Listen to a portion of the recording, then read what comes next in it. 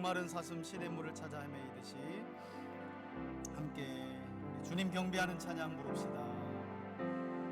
목마른 사슴 시냇물을 찾아 헤매이듯이 내 영혼 주를 찾기에 내 영혼 주를 찾기에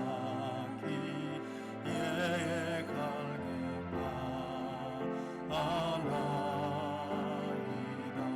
주님만이 나의 힘,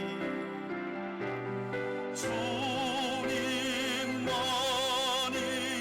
나의 힘, 나의 방패, 나의 참소, 나의 몸 정성, 나의 몸 정성 담아 정성 주님 경배합니다. 목마른 사슴, 목마른 사슴 시냇물을 찾아 헤매이듯이 내 영혼 주를 찾기에 내 영혼 주를 찾기에 갈게 바라나. 주님만이 우리의 힘이 되십니다. 주님만이 나의 힘, 나의 방패, 나의 참소망, 나의 몸 정성 담아 져서 주님 우리 믿음으로 고백합시다. 금보다 귀한 나의 주님, 금보다 귀한 나의 주님, 내게 만족 주신 주, 당신만이 나의 기쁨, 당신만이 나의 기쁨 또한 나의 참. 우리 믿음으로 고백합시다. 주님만이 우리의 힘이 되십니다. 주님만이 나의 힘, 나의 방패, 나의 참소망, 나의 몸 정성 담아 져서 주님. 우리 한 번 더 고백합니다. 주님만이 우리 유일한 힘이 되십니다. 주님만이 나의 힘, 나의 방패, 나의 참소망, 나의 몸 정성 담아 져서 주님 여호와는 너에게 복 주시기를 원하며, 여호와는 너에게 복을 주시기를 원하며 너를 지키시기를 원하시. 이 시간도 여호와는 그 얼굴을 너를 향하여 드사 은혜와 평강 주시기 원하. 한 번 더 여호와는 너에게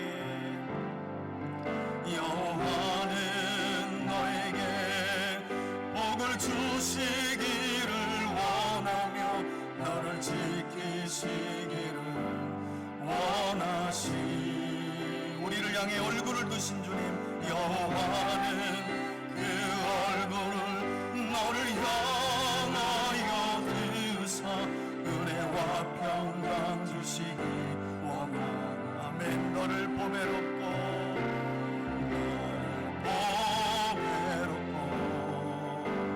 존귀하게 여기시는 하나님 아멘. 내 삶 속에서 이 약속은 신실하게 이루시리. 땅에 기름진 것으로 하늘에 신령한 것으로 너를 복주시고 지키신 하나님이 너의 영혼 잘 되도록 은혜 베푸시며 평강으로 인도하시리.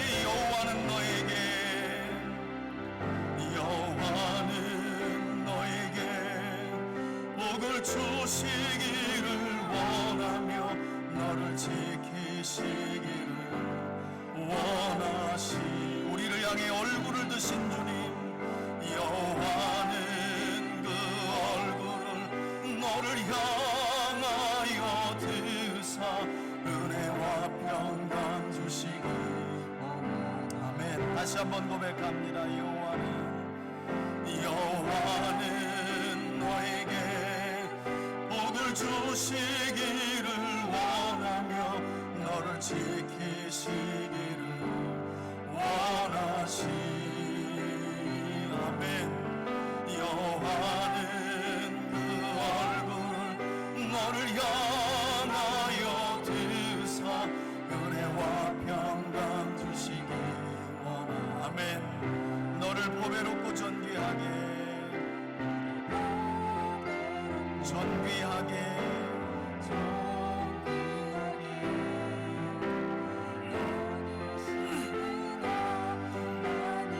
아멘. 우리의 삶 속에서 이 약속을 내 삶 속에서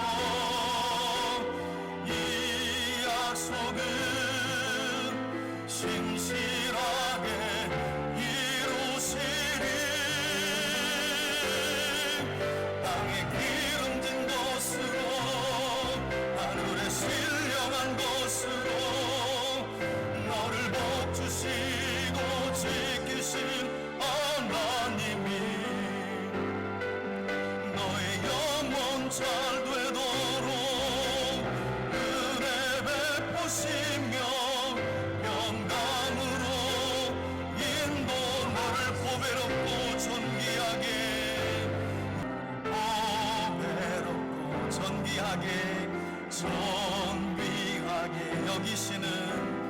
여기시는 하나님이 아멘. 우리와 함께 계십니다. 내 삶 속에서 이 약속은 신실하게 이루시리. 땅에 기름진 것으로 아멘. 하늘에 신령한 것으로 너를 복주시고 지키신 하나님이 아멘. 너의 영혼 잘 되도록 은혜 베푸시며 평강으로 인도하시리. 찬송 208장을 부른 뒤에 제가 오늘은 예배를 위해서 대표하여 기도드리겠습니다.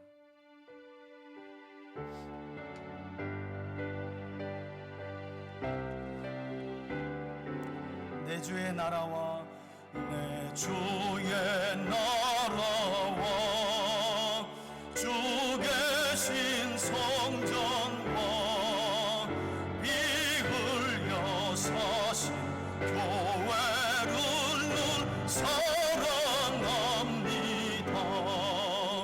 내 주의 교회는 천성과 같아서 눈동자같이 악기 산을 보하시네. 이 교회 위하여 눈물과 기도로 내 생명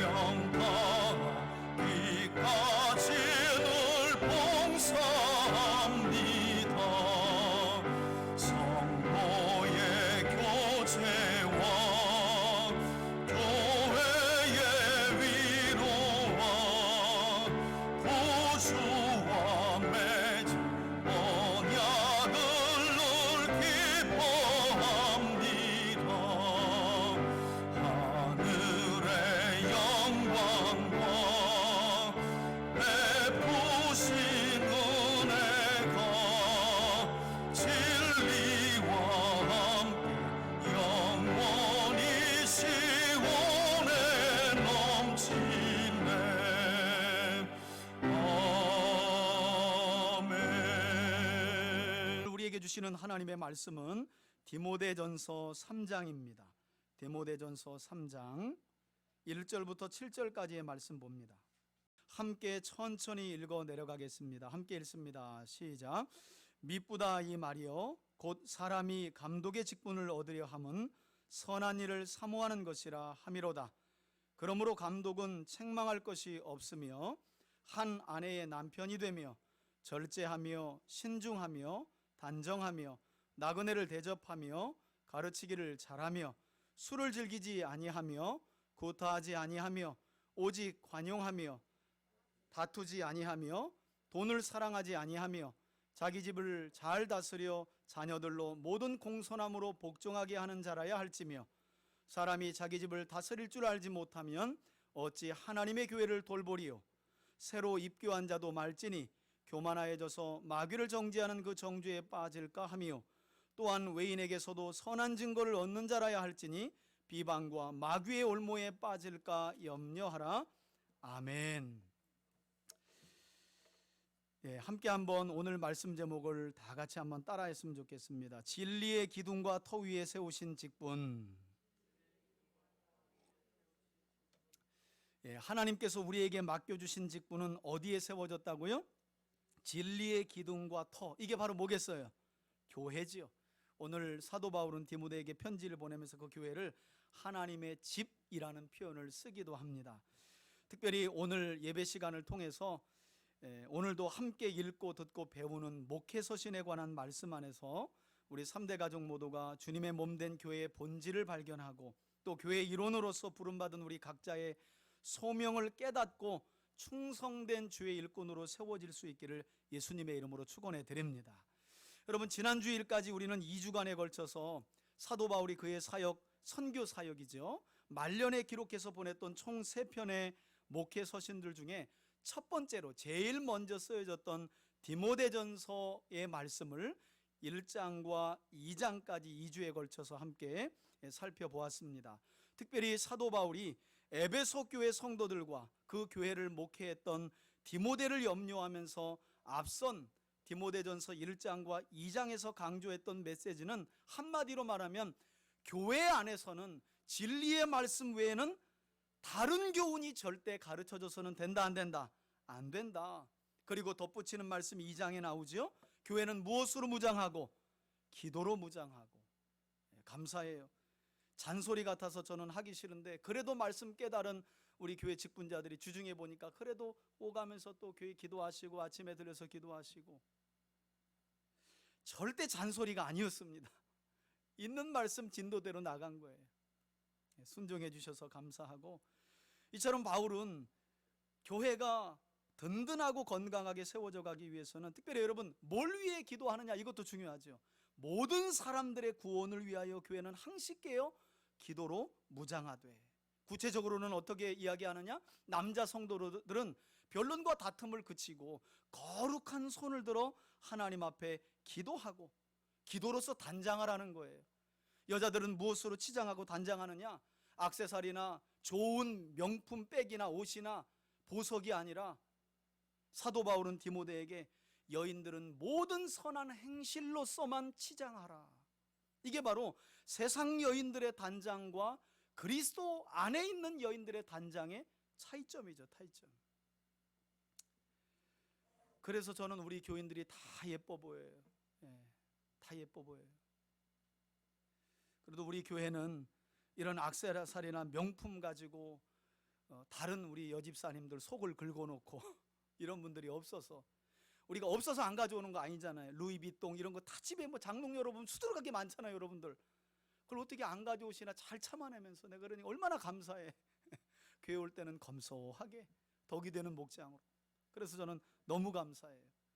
자, 이렇게 사도 바울이 교회 안에서는 진리의 말씀 외에는 다른 게 가르쳐지면 안 된다. 교회는 모든 사람들의 구원을 위해서 기도로서 무장하고, 남자들은 거룩한 손을 들어 기도하고, 여인들은 모든 행실로, 선한 행실로 치장하고 단장해야 함을 가르쳐준 이후에 이제 오늘 본문을 보면 사도 바울은 또 다른 교회가 건강하게 세워져 가고 또 하기 위해 부름받고 또 세움받은 디모데에게 어떤 목회적 교훈을 덧붙이고 있느냐. 여러분 3장 1절 보시면 사도 바울이 이렇게 편지를 써내려갑니다. 미쁘다 이 말이요, 이렇게 말해요.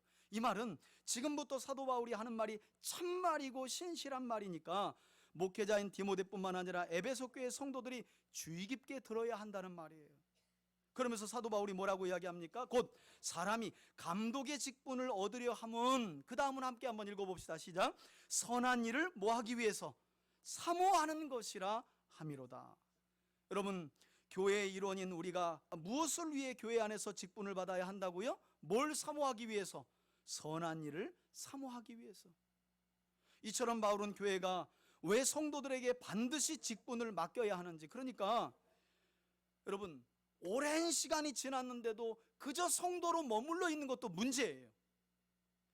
여러 가지 지금 교회 안에서 일어나는 직분으로 인한 병폐도 있죠. 그래서 우리 교회는 직분자들을 세우지 않는다. 그건 비성경적인 거예요. 난 그래서 아예 집사 직분 안 받아. 왜냐하면 집사 직분 받은 사람들 보면 별로 존경받을 게 없어. 난 그래서 아예 안 받으려고 그래. 바보 같은 생각이에요. 성경이 건강한 교회를 위해 선한 일을 사모함으로 직분을 사모하라고 말하고 있는데 자기는 그래서 안 받겠대. 여러분, 이건 비성경적인 가치관이라는 거예요. 이게 아주 어려워 보이죠? 그렇지 않아요. 이건 옳지 못한 생각이에요.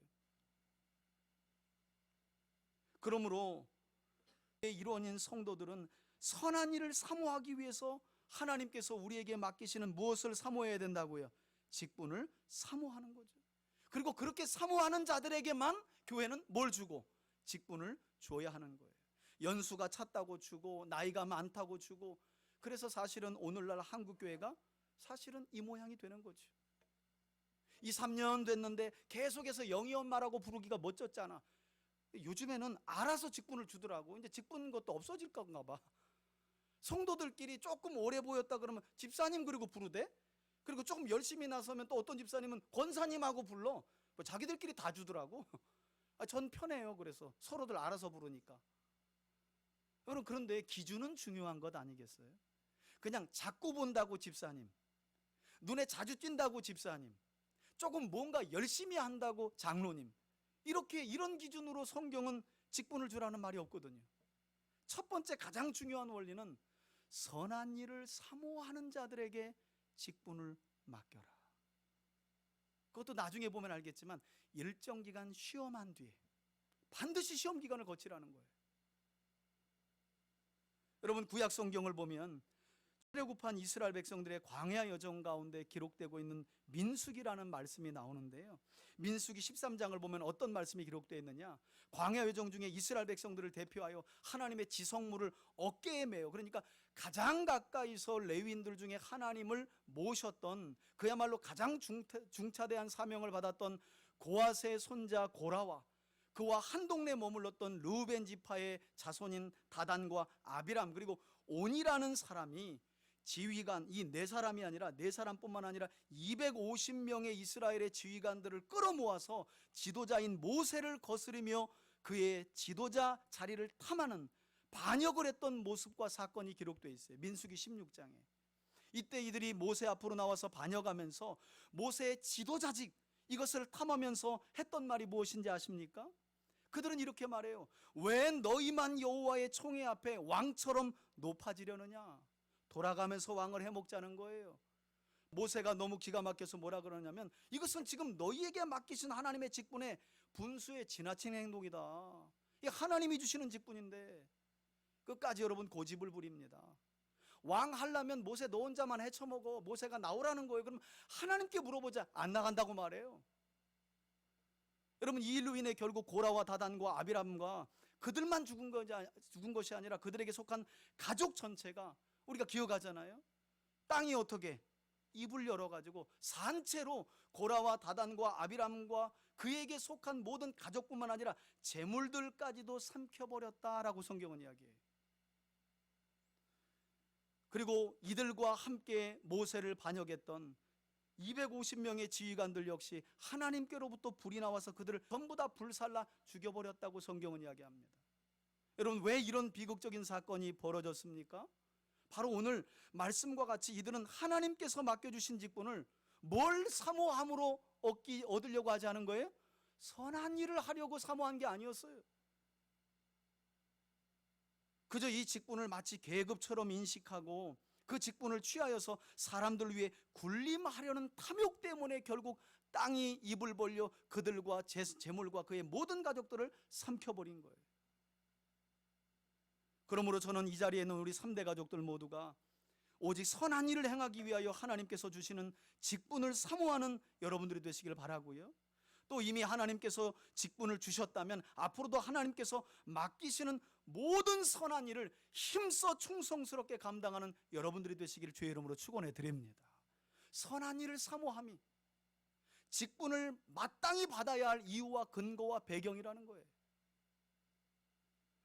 여러분, 이렇게 사도 바울은 교회 안에 세워질 직분이 무엇을 위해 존재해야 하는지를 명확하게 명제를 먼저 밝힌 후에 이제 2절부터는 본격적으로 선한 일을 감당하기 위해 하나님의 몸된 교회 안에 세워지는 감독의 직분에 대한 자격을 언급하고 있는데, 여러분 2절을 보시면 이 감독이라는 말의 헬라어는요, 한번 따라합시다. 에피스코페.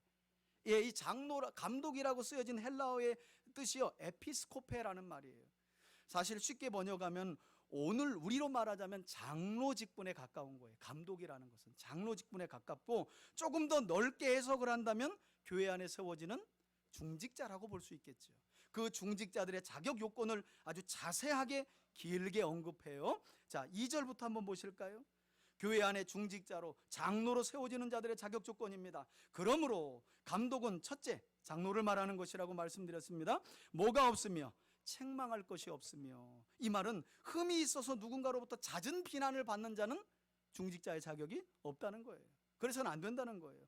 둘째로 한 아내의 남편이 되어야 하며, 저는 성경을 읽어가면서 아니 뭐 이런 말까지 있어, 이거 너무 당연한 거 아닌가?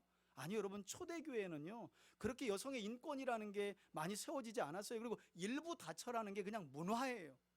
그러나 그리스도 예수 안에 들어온 자는 사도 바울이 말하기를 창세기 2장에 처음부터 세상의 원리를 하나님이 어떻게 정해요? 한 남자가 부모를 떠나 한 여자를 만나 가정을 꾸리라고 말하잖아요. 그 원리를 따라 최소한 그리스도 예수님을 구세주로 믿고 교회의 일원이 되어 교회의 사역에 중직을 맡는 자는 여러 아내를 두어서는 안 된다는 말이에요. 그렇게 바울은 성경적인 권면을 했던 거죠. 그리고 감독직의 자격 조건 세 번째는 이어서 보니까 절제하며, 잘 끊을 건 끊고 신중하며, 네 번째는 신중하라는 거죠. 신중하라는 말은 범사에 사려 깊어야 된다라는 말이에요. 그리고 다섯 번째는 단정하며, 헬라어로 코스미오스라는 말인데요, 이 말은 조금 더 쉽게 풀어 설명하면 존경받을 만해야 하고 고상한 사람이어야 한다, 이런 뜻이에요. 고상해야 한다.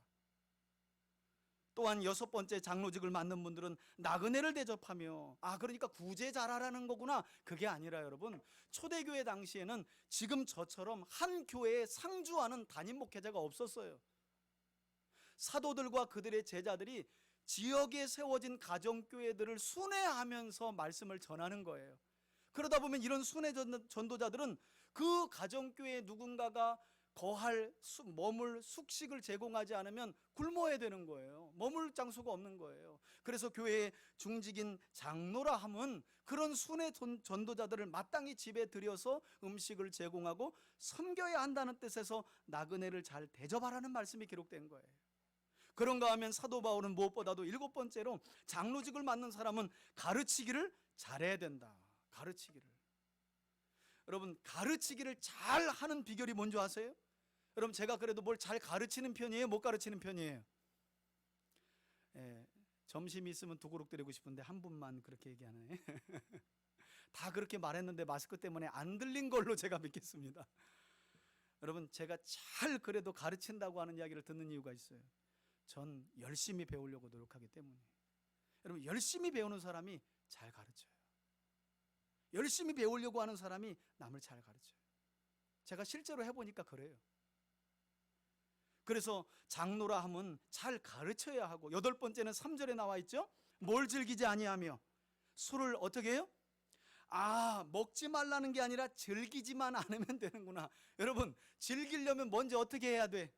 먹어야 되는 거예요. 괜히 이 말에 그냥 은혜 받아가지고, 목사님 언제 먹지 말라 그랬어요? 즐기지 말라 그랬지. 아니, 먹는 게 즐기고 먹다 보면 즐긴다니까. 그걸 꼭 그렇게 말해야 하나? 그래서 술을 즐기지 말아야 된다, 술을 좋아하지 말아야 된다는 뜻이에요. 그래서 지혜의 왕인 솔로몬도 잠언 23장 20절로 21절에 우리 앞에 나와 있을 텐데 우리 함께 한번 좀 읽어볼까요? 지혜의 왕인 솔로몬이 술에 관해서 뭐라고 했는지 한번 읽어봅시다. 시작. 술을 즐겨하는 자들과 고기를 탐하는 자들과 더불어 사귀지 말라. 술 취하고 음식을 탐하는 자는 어떻게 해요? 가난해질 것이고, 잠자기를 즐겨하는 자는 어떤 옷을 입을 것이다?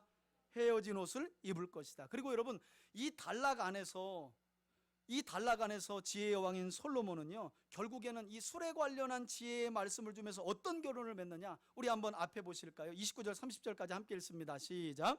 재앙이 어떤 사람에게 있느뇨? 근심이 어떤 사람에게 임하느뇨? 분쟁이 어떤 사람에게 임하느뇨? 원망이 어떤 사람에게 임하느뇨? 까닭없는 상처가 어떤 사람에게 임하느뇨?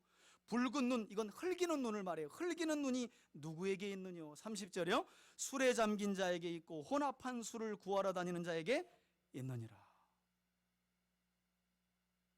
그래서 오늘 사도 바울은 교회 안에 중한 직분자로 세워지는, 그리고 중직을 맡을 자격을 가진 자들은 절대 술을 좋아하지 말아야 한다. 여러분, 이것은 교회뿐만 아니라 어디에서도 마찬가지로 적용되겠어요. 가정도 그러겠죠. 항상 술 때문에. 그래도 지금은 좀 나은 것 같아요. 아이고, 시골에 살 때, 어렸을 때는 정말 저희 아버님 주변에도 동네에 알코올 중독자들이, 그때는 뭐 중독자라는 말이 있나요? 그냥 술에 쩔어 사는 거죠, 그냥. 저희 아버님 친구분들 중에서도 많았고, 그래서 술로 실제로 돌아가신 분들도 여럿 있어요. 옛날 시골에는 그랬어요. 그런 가정들은 한 날도 평안한 날이 없어. 맨날 아주머니들이 나와서 옆집 가 있거나, 왜? 뭘 때려 부셔 자꾸. 애들이 맨 울어. 집에 안 들어가, 늦게 갈 때까지. 그 늦게가 언제냐? 그 아버지가 술 주정하다가 결국 꼬라서 잘 때까지. 그래야 집에 들어가서 또 쪽잠을 자는 거예요. 여러분, 그런 가정에서 경건한 믿음을 가진 후손들이 절대 세워질 수 없지요. 그래서 사도 바울은 술을 즐기지 말고 좋아하지 말아야 한다. 그리고 벌써 9번째죠. 장로직의 자격 조건인데 사도 바울은 9번째로 교회 안에서 장로직을 맡은 사람은 뭐라고 이야기하느냐? 구타하지 아니하며 난폭하지 말아야 한다는 말이죠. 10번째로는 오직 관용하며. 여러분, 원어로 관용이라는 말은 온유하고 친절하다라고도 번역이 되어 있어요. 그리고 11번째로는 남들과 함부로 뭐하지 말고 다투지 말고. 12번째로는 돈을 사랑하지 말고. 돈을 많이 가지지 말라는 말이 아니에요. 다만 교회의 장로직을 맡은 사람은 탐욕의 눈이 어두워서 하나님보다 돈을 더 사랑해서는 결코 안 된다는 거죠. 그래서 일찍이 우리 예수님께서도 재물과 하나님의 사람들은 어떻게 섬길 수 없다고요? 겸하여 섬길 수 없다. 아유, 저는 돈도 사랑하고 하나님도 사랑해요. 이런 사람은 있을 수 없다는 거예요. 겸하여 섬길 수 없다는 거예요. 돈이면 돈이 하나님이 되는 거고, 하나님이면 하나님이 하나님이 되는 거예요. 두 개를 함께 사랑할 수 없다는 거예요, 사람은. 그리고 계속해서 13번째는 4절에 보니까 교회 안에서 장로직을 맡을 분들은 자기 집을 잘 다스려. 여러분, 여기서부터 4, 5절이 중요합니다. 왜냐하면 한 이야기를 2구절이나 하고 있어요. 앞의 내용을 보면 자격 조건이 단순하잖아요. 정중해라, 절제해라, 난폭하지 말아라. 아주 단순한데요, 이 내용만은 2구절에 걸쳐서 이야기하고 있어요. 자기 집을 잘 다스려 자녀들로 하여금 모든 공손함으로 복종하게 하는 자라야 할지며. 여러분, 이처럼 성경은 가정을 잘 다스려 공손함으로 자녀들을 순종시킬 줄 아는 사람이야말로 교회 안에서 중한 직분을 맡을 자격이 있다고 말씀하는 거죠. 뿐만 아니라 5절에 이어지는 내용을 보면 우리 성경에는 가로가 쳐져 있죠. 여러분, 희한하지 않아요? 왜 이 성경은 가로가 쳐져 있나? 여러분, 가로가 쳐져 있는 부분은 어떤 부분이냐면, 여러분, 우리가 가진 성경은 사본을 거듭한 거잖아요. 원본은 없잖아요. 성경이 원본이 없어요.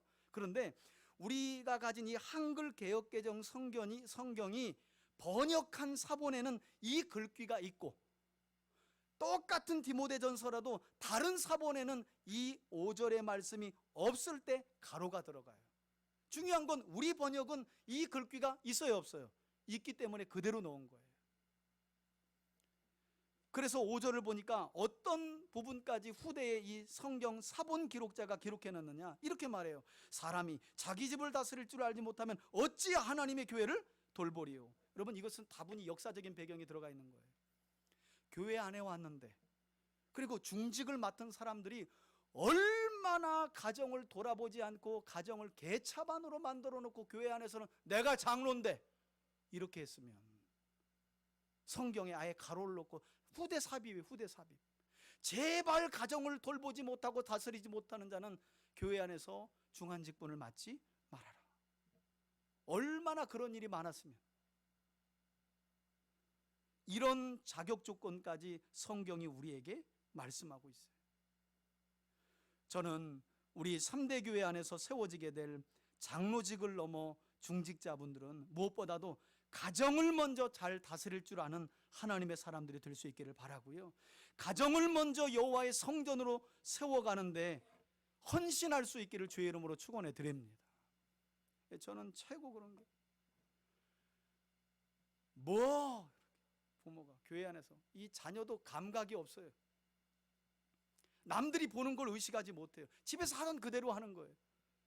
부모가 얘기하는데 여러분, 이런 분을 어떻게 중직자로 세워요? 어려운 거예요. 벌써 가정의 이야기가 다 읽혀지잖아요. 그 한마디와 한 행동이 어떻게 가정이 돌아가는지가 너무 명확하게 보이는데 그런 분들에게 어떻게 교회의 중직을 맡겨요?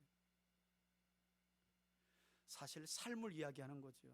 여러분, 목사인 저도 교회 안에서는 존경받고 항상 윗자리에 있잖아요. 그래서 이런 권위로 그냥 가정까지 가서 저희 아이들 안 해놓고 그래서 웃지 못할 예화가 있다는 거 아니겠어요? 한 교회 사모님이 이불을 강대상에다 놓고 목사님 보고 내려오지 말라는 거예요. 당신은 가정과 강대상에서 너무 다르니까 제발 환상이 깨니까 여기서 내려오지 말라고 이불을 여기다 갖다 놨대. 여러분, 우리 강대상은 이불이 있어요, 없어요? 없잖아요. 아직까지는 제가 아직까지는 괜찮다는 거예요. 여러분, 주일날 오셨을 때 여기 이불이 와 있다. 그럼 어떻게 해요?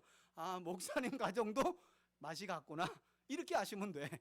네, 당신은 함부로 이불을 올려놓지 말고 뭐 서운하다고 이불 갖다 놓으면 안 되잖아.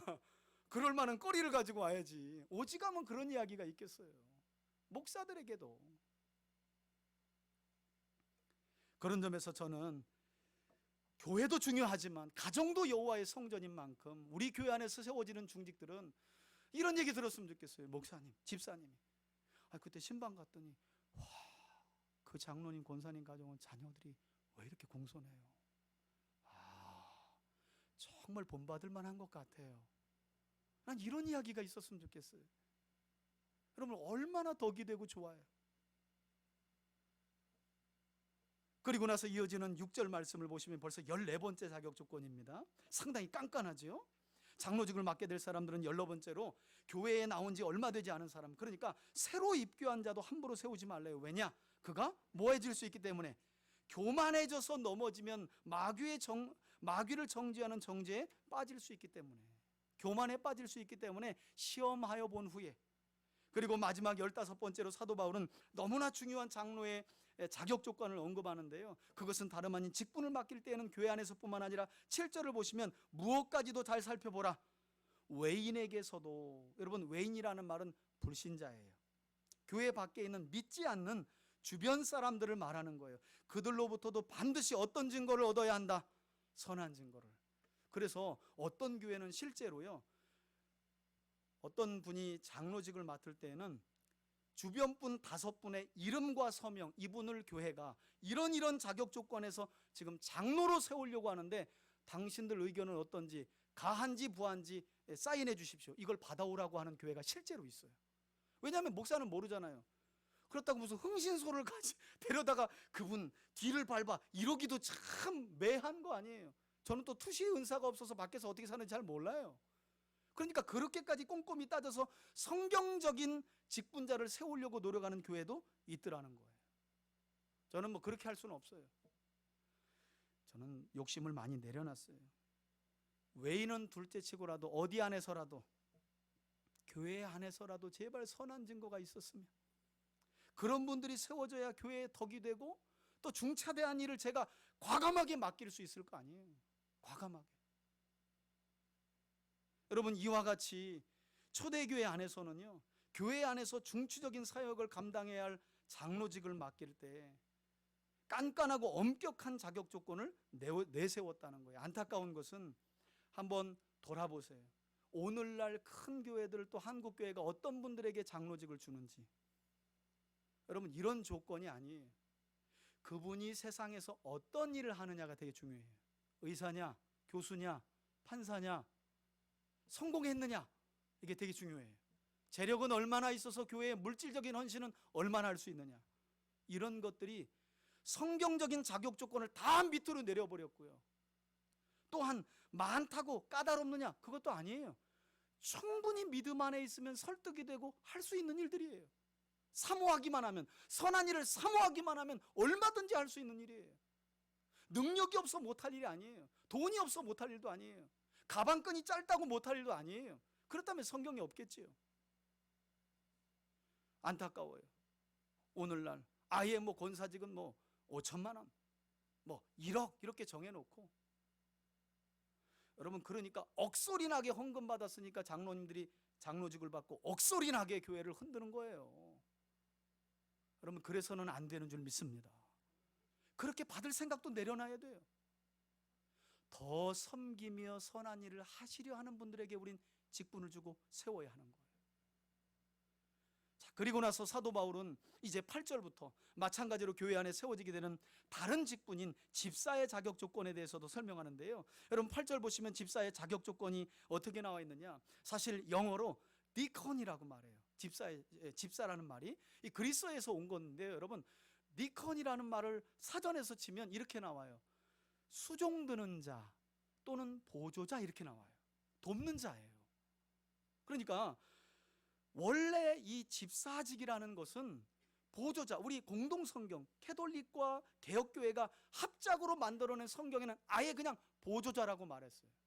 그러니까 진짜 집사직은 보조를 잘해야 하는 게 집사직이에요. 자기가 나서서 이리 흔들고 저리 흔들도 그게 아니에요. 목사님과 중직사로 세워진 장로님, 권사님들이 교회를 잘 섬겨 일을 할 수 있도록 뭐 하는 자가 돼야 된다? 보조자가 되는 거예요. 그게 그 집사직의 지위예요, 지위. 여러분, 뭐라고 자격 조건을 이야기합니까? 이와 같이 집사들도 첫째는 어떻게 하고? 정중하고, 원어로는 셈노스라는 말인데요, 점잖고 좀 엄숙해야 한다라는 뜻이에요. 두 번째로는 일구이온, 한 입으로 몇 마디, 두 마디 하지 말아라. 세 번째는 술에 임박히지 아니하고, 이건 장로의 자격 조건과 대동소이한 것을 볼 수 있지요. 그런데 안타까운 건 오늘날 이 말씀은 교회들 안에서 점점 또한 예외가 되고 있다. 아니, 내가 무슨 장로 딸 것도 아닌데 내가 지금 좀 더 마시고 나중에 한다는 거예요. 여러분, 임박히고 나면 술도 못 끊어요. 여러분, 이런 조건이 지금은 아예 예외가 됐다니까요. 집사님들이 술집 가서 먹는 거, 여러분 누구 보면 이렇게 아이고 부끄럽기라도 해요. 일로 오라 그래. 부끄러운 줄 알았는데 지금 이리 와 김지사, 이리 와, 한 잔 받아, 이러고 있네 또. 그러니까 나도 먹고 너도 먹고 다 먹는데 그냥. 여러분, 술에 뭐하지 아니하고요, 임박히지 않으려면 먹지 말고 즐기지 말아야 돼요. 가장 지혜로운 길이에요. 뿐만 아니라 이어지는 말씀을 보면 네 번째로 집사직을 맡을 자들은 더러운 이익을, 부당한 이익을 탐하지 말래요. 제발 제가 여러분께 간구하잖아요. 지갑에 로또 그것 좀 하고 다니지 마세요. 별거 다닌 500원이라도 여러분, 아프리카에는 3,000원이면 아이가 한 달 옥수수죽을 먹는다잖아요. 그 되지도 않을 꿈을 꿔가면서 왜 자꾸 그런 거 사면서 돈을 허비해요? 그건 여러분 말하잖아요. 집사직뿐만 되어도 그 자격 조건이 더러운 일을 탐하지 말라는 거예요. 왜 그런 생각을 가져요? 차라리 헌금을 하세요. 하나님이 더 큰 복을 줄 테니까. 그게 진짜 로또예요. 하나님이 주시는 복이. 아브라함 기억 안 나세요? 소돔과 고모라가 전쟁에 휘말려서 조카 롯이 끌려갔을 때 아브라함이 318명의 훈련된 자를 데리고 그걸 다 걷어오잖아요. 그때 소돔 왕이 뭐라 그래요? 야, 전리품하고 은금은 다 네가 가져. 백성들만 돌려둬라. 그때 아브라함이 뭐라고 말합니까? No 그러잖아요. 난 여호와 하나님께서 주시는 복 외에는 안 받겠다. 세상에 아이고 아브라함이 소돔과 고모라 왕이 준 전리품 때문에 부자가 되었다며 이 소리가 듣고 싫다는 거예요. 아브라함은. 아니 믿음에 지조가 있어야지. 지조가. 자기가 믿고 예배하는 하나님이 만복의 근원이라고 입으로는 그렇게 떠들어놓고 그 복을 로또에 기대하고 있으니 이게 얼마나 이중적인 거예요. 그러면서 또 얘기해. 아들아 일로 와봐. 너 내가 이거 되기만 하면 이 자식 어떻게 되는지 알아 너? 허황된 꿈만 심어주면서 차라리 가서 씨앗을 하나 심고요, 뭘 가꾸는 걸 가르치는 게 훨씬 더 지혜로워요. 그런 허황된 데에 삶의 기초를 세우는 게 아니라. 뿐만 아니라 다섯 번째는 깨끗한 양심에 믿음의 비밀을 가진 자라야 할지니라. 그리고 나서 사도 바울은 이런 집사의 자격 조건을 갖추었으면 10절에서 어떻게 하라고요? 반드시 이런 사람들을 먼저 어떻게 시험하여 보는 이후에 그 후에 책망할 것이 없으면 집사직을 맡겨라. 한 가지 제가 설명드릴게. 여러분 초대교회 당시 집사의 직분은요 거의 사역자에 가깝다는 걸 기억하셔야 돼요. 지금하고는 많이 다릅니다. 그걸 우리가 인식은 해야 돼요. 여러분 여기까지 교회 안에 세워지게 될 남자분들의 집사 자격 조건이라고 조건을 설명한 뒤에 사도 바울은 11절에 여자들에 대한 말씀을 하고 있는데 이 부분이 좀 논란이 있어요. 논란이라기보다는 이렇게 의견이 나누어져요. 여러분 결론적으로 말씀드리면 저는 이 여자들은 여집사님다를 말하는 게 아니에요. 이 직분을 받을 남편의 아내들에게 하는 말이에요. 문맥을 보시면 왜? 맨 끝 귀절에 다시 남자로 돌아가요. 그러니까 애초부터 여자를 이야기하지 않아요. 물론 시대가 변하면서 교회는 여자분들에게도 집사직을 주었죠. 그것도 자격 조건을 갖춰야 돼요. 그러나 최소한 초대교회 안에서는 집사의 직분을 남자들이 받았던 것으로 보여요. 그래서 집사직을 받은 분들의 아내들에 대한 말이에요. 사실 이게 실제로 그렇게 우리 한글 다른 번역들은 다 그렇게 번역해놨어요. 그들의 아내들은 이렇게 아예 의역을 해놨어요. 자, 그러면 그렇게 인식을 한번 하고 11절을 보세요. 여자들은 문맥상 분명히 지금은 여자 직분자들이 있지만 집사들이 있지만 이것은 집사직을 받을 남편을 두는 아내들에게 하는 말입니다. 첫째는 어떻게 해요? 정숙하고, 그 다음에 모함하지 말고 함부로 남 얘기 헐뜯지 말래요. 남편이 집사직을 맡은 분들은 그 다음에 어떻게 해요? 절제하며. 네 번째는 모든 일에 어떻게 해? 여러분 그러니까 초대교회 안에서는 남자분들이 직분 받기도 쉬워요, 안 쉬워요? 쉬운 게 아니에요. 그의 아내들에게도 이런 삶이 기본적으로 있어야 되는 거예요. 그래야 그분에게 남자분에게 집사 직분을 맡기는 거예요. 다시 돌아오죠. 그래서 12절에 보니까 남자 집사님들은 한 아내의 남편이 되고 또 한 번 반복돼요. 왜? 너무 중요하니까. 자녀와 자기 집을 어떻게 잘 다스리는 자라야 할지니. 여러분 우리가 이처럼 교회 안에서 세워지는 직분에 대한 가르침 중에서 강조되는 말씀을 통해 진짜 중요하게 알아지는 사실이 한 가지 뭐냐? 그것은 최소한 초대교회는 오늘날 교회와는 다르게 교회 안에서 세워지고 교회를 통해 직분이 맡겨지지만 맡겨진 직분이 교회 안에서의 기능직에 갇혀있지 않았다는 거예요. 그러니까 장로 받으면 장로직 받고 집사 받으면 집사직 받아서 교회 안에서만 잘하고 나머지는 관여하지 마, 이게 아니었다는 거예요. 교회와 가정과 세상에서의 그의 삶이 어떻게 일치가 되지 않으면 주지 않았다는 거예요. 그걸 자격 조건으로 내세웠다는 거예요. 그러니까 덕이 될 수밖에 없죠. 물론 이때 그리고 이 이후에는 아예 예수를 믿는 것 자체가 생명을 내놓지 않으면 안 되는 그런 핍박과 환난의 시대가 와요. 집사 직분, 장로 직분은 둘째치고라도 교회를 다니는 것 자체가 이제 로마의 박해와 핍박 때문에 생명을 내놓지 않으면 안 되는 일이니까 그런 시대도 와요. 자, 그러면서 사도 바울은 에베소 교회 성도들과 목회자인 디모데에게 이 직분론의 결론을 어떻게 맺고 있느냐? 이렇게 이와 같이 하나님이 교회를 통해 맡기시는 직분을 잘 감당하면 13절 보세요. 집사의 직분을 잘한 자들은 세상으로부터 또 다른 사람들로부터 존경받는 무엇을 얻고 아름다운 지위와 그리스도 예수 안에 있는 믿음의 큰 담력. 이건 여러분 언제든지 예수 그리스도께 나아갈 수 있는 확실한 믿음을 말해요. 이걸 하나님이 복으로 주신다는 거예요. 저는 이런 복을 사모하며 직분에 충실할 수 있는 저와 여러분들이 되시길 주의 이름으로 축원합니다. 그리고 나서 마지막 절인 14절을 보니까 마지막 단락인 한 번 더 바울은 목회자인 디모데를 에베소 교회에 남겨둔 중요한 이유를 여기서 밝히고 있죠. 14절 보세요. 내가 속히 내게 가기를 바라나. 이것을 쓰는 것은 혹여라도 뭐가 될까 봐, 지체할까 봐 좀 위기를 느꼈던 것 같아요. 여러분, 실제로 바울은 못 돌아갑니다. 이제 디모데 전서를 쓰고 디도서를 쓰고 마지막 순교하기 전 디모데 후서를 쓰고 네로에 의해 죽게 돼요. 그걸 직감한 것 같아요. 그래서 내가 못 갈까 봐 너를 남겨둔 거고, 내가 못 갈까 봐 교회를 건강하게 세우도록 지금 이 편지를 쓰게 된 거야 하면서 뭐라고 얘기하느냐, 디모데 너로 하여금 하나님의 집 곧 교회 안에서 어떻게 행해야 할지를 알게 하려고 이 편지를 쓰고 있다. 직분에 대한 이야기를 하고 있다. 이 집은 살아계신 하나님의 교회요 진리의 기둥과 터니라. 여러분 한번 보세요. 세상 그 어떤 모임을 향해 하나님이 하나님의 집이라고 말하고 기둥과 터라고 말하시는지, 그것은 유일하게 교회밖에 없는 줄 믿습니다. 그래서 그 교회에 세워지는 직분자들이 중요한 거죠. 그러면서 바울은 어떤 신앙 고백으로 3장을 마무리하고 있느냐, 16절을 함께 읽습니다. 시작. 크도다 이 경건의 비밀이요 그렇지 않다 하는 이 없도다. 그는 육신으로 나타난 바 되시고 영으로 의롭다 하심을 받으시고 천사들에게 보이시고 만국에서 전파되시고 세상에서 믿음 받으시고 어디 가운데? 영광 가운데 하늘로 올려지셨느니라.